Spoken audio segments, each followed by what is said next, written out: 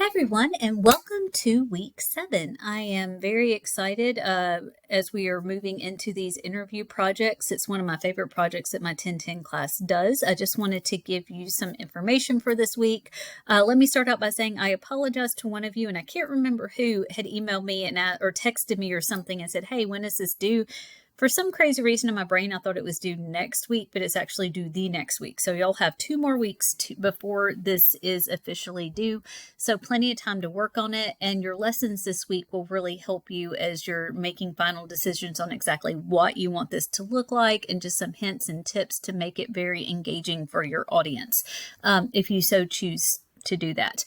As remember from the video that I posted last week, which if you didn't get a chance to watch it, go back and watch it because I did go over the prompt in depth and kind of give you some ideas on what it could potentially look like if you want to write a paper. A lot of students do choose to do something like a PowerPoint, a video, audio recording, something along those lines, and that's perfectly fine as well. So y'all did a great job in the discussions this week. I actually got to know y'all just a little bit more, which I really appreciate by kind of reading through your answers. I'll be getting that graded very soon. It's not midnight yet. I always try to give everyone till the end of the day on Sunday before I start grading things, but just something I wanted to point out in case some of you missed it. So in the news feed on Friday, I posted some student examples. It's a video of some student examples that have been turned into me. And I just wanted to show these to you just to kind of give you some ideas of what you could potentially do. The last one didn't work, and I apologize. It was a podcast that a student had created and actually uploaded to YouTube, and it was just really good. But I just did that to show you that is something that you can do if you did potentially want to create a video. Like let's say you've got some pictures on your computer of your interviewee. Maybe you've created slides, you've made a PowerPoint, but you actually want to make it a video. Whatever it is you want to do, you can actually use something. This is a thing that I use all the time. I'm actually using it to make this video right now. It's called ScreenPal. And if you go to screenpal.com, I'll put a link in the news feed with this just in case you would maybe want to play around with it. It is a free source. You can make up to a 15-minute video for free and you can upload it to YouTube, and then you can just send me the link if you wanted to do that for this particular project. I don't even have an account. You could if you wanted to. It is free. But if you just go to create, record screen cam right here, you can do that and it will pull up the screen. I can't show you because I'm actually using it right now, but it is very self-explanatory. You just hit like create, start, and then when you're done, you hit the pause button. It looks like it'll show up. It will be like a little box around whatever you want to record with a little rectangular bar that has like a play button, pause button, all that other good stuff. And all you have to do is hit pause and then follow the directions. It's like if I can do it, y'all can do it because I am not the most technologically advanced person in the world, and it really is just like very super simple and easy to follow. So as I said, if you had like some pictures of your subject on the computer or anything kind of related to the project and you just kind of wanted to speak over it and talk about your interview project and turn it in just to kind of like a video documentary type thing, this would be a very easy software for you to use. So we'll go into that, but this week's discussion boards, you will be, let me open that for you. We'll be doing some work on multimodal composing. There's a really good article in our MTSU textbook that covers multimodal composing. And so basically what it is something that you've been doing, but you just didn't realize it had a name. So if you've ever created a paper and inserted an image, or you've created a PowerPoint with both words and maybe some music or whatever it is, that is multimodal composing. It is using several modes within one project that you are presenting. And I really suggest that you try to make as many projects as you can multimodal. People are very visual when it comes to learning. If you subscribe to this idea of learning styles, there's kinesthetic, which means you kind of have to move around to really kind of learn and understand things. Some people are very kinesthetic learners. There's audio learners, if you hear it, that's how you learn best. So you learn best from audiobooks instead of actually reading them. A lot of people are visual learners. Some people are visual hands-on learners. I am personally a visual hands-on learner. Usually if I can see it and then I can have someone kind of watch me as I do it, that's how I learn best. Because 90% of people will have a visual element to their learning style. That's why images are so important. Or just being aware of what people are seeing and how that can impact them. I might link this to this particular article within D2L as well, but it's a little bit about color psychology. Color psychology is absolutely fascinating. It talks about how different colors can impact our moods, like red is associated with energy, war, hunger, actually, which I think is really, really interesting.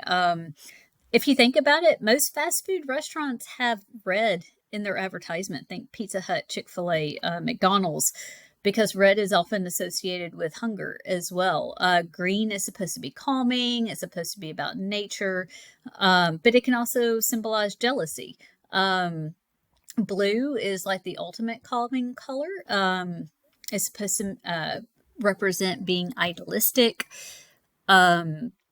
unity, compassion, and again, it's also associated with nature, considering the blue color of the sky.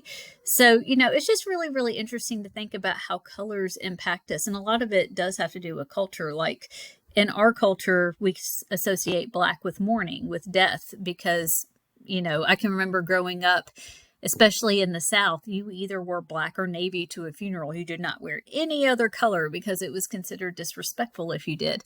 But in other cultures, white is the color of mourning. So it just really kind of depends on your culture and thinking about who you are. And again, always being aware of your audience and who you're presenting to. So as you are thinking about presenting, especially if you're doing something like a PowerPoint, these interview projects, is it a more heavy topic? Do you want your audience to feel sadness about the subject? If that's the case, you might want to think about using more muted colors and grays and things like that. If you're wanting them to feel happy and excited about your particular project, you might want to use blues and yellows because those colors are associated with happiness. So just something to consider especially if you're making a PowerPoint for your presentation. But you will have a Dropbox assignment too. We are coming to the midpoint of MTSU's semester, which is a little bit different than your school's midpoint probably. But this week's asynchronous assignment, there is just one because I want you to concentrate on your interview project for this week and getting that completed so that way we can do the peer review this week. So this is just a free write. Just tell me how you're doing. Any concerns that you might have, just give me at least 150 words. Sometimes I have a student just tell me a little funny story about what's going on in their world at the moment, and that's perfectly fine to do too. So it's meant to be a very just simple assignment. Let me know how you're doing as we are hitting the midpoint of the semester, and if you have any questions. So that way you can, as I said, that way you can concentrate on your interview project. If you are missing assignments, please try to get those in by the end of the week, because by this weekend, I have to turn midterm grades into MTSU.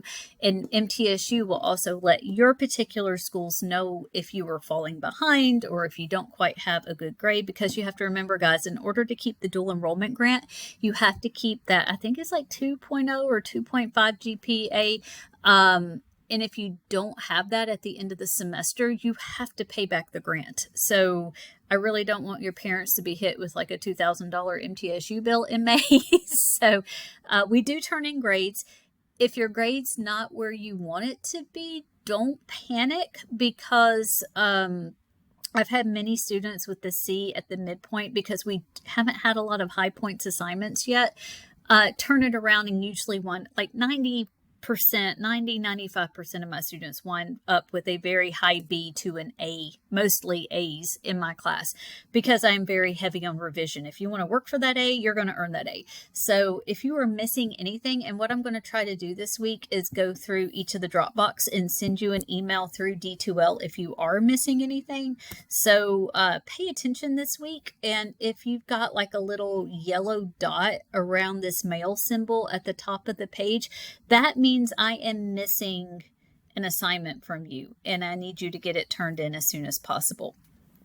One other quick note, I had a question earlier about the rubric for your interview project, and I purposely put it in the video on Friday. I've been watching the analytics of the videos that I make for this class, and I noticed that some of you haven't been watching them, which, you know, that's up to you. Totally up to you. But I do include a lot of really important information in these videos, and so that was just kind of a motivation to go back and watch it. So I'm not going to post it in D2L, so because I want you to go back and watch that and see those examples. And if you have any questions, just as always, let me know.